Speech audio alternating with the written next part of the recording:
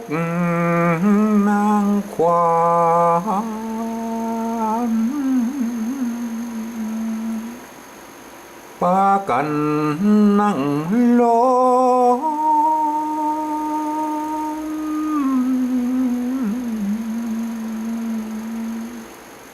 พร้อมตีเฝ้าวิเวทเวโส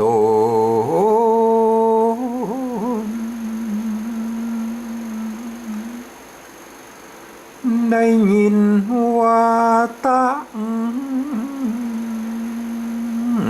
สำเนียงมอหู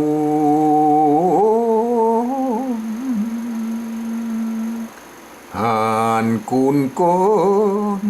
ตวักตวายบอกแจ้ง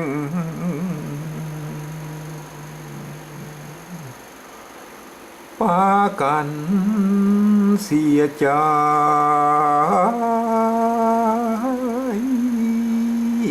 พระไทยเหี่ยวแห้งกลัวหกใจแป้งลูกหักต่ำวาสนาบ่มีบุญนักเหมือนนอนเน่าโพธานนั่งปินิจ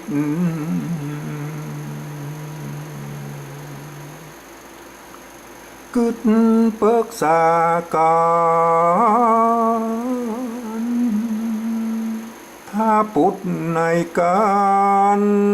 ผากฏเกิดได้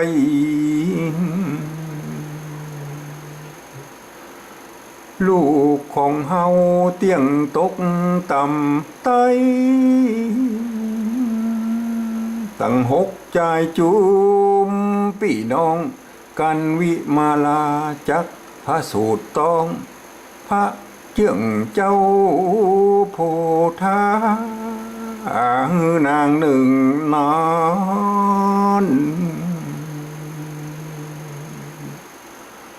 เอาสุนัขขาอันบ่ภาคกาปัดนมแม่ได้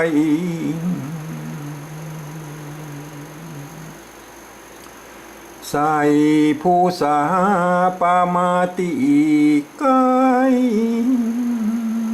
เมื่อจอมนงไว้ปวดต้องเฮาหกคนปากันนั่งล้อมอย่าฮืออื่นผู้ใครมากันพระสูตรโปนเอาสุนัขขาเข้าเกือกตาโลหิตแม่เจ้า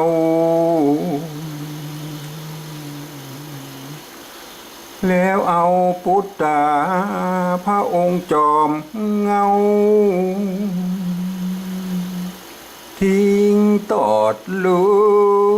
งตะวาละทิ้งตอดลุงตะวาละแลนายหือ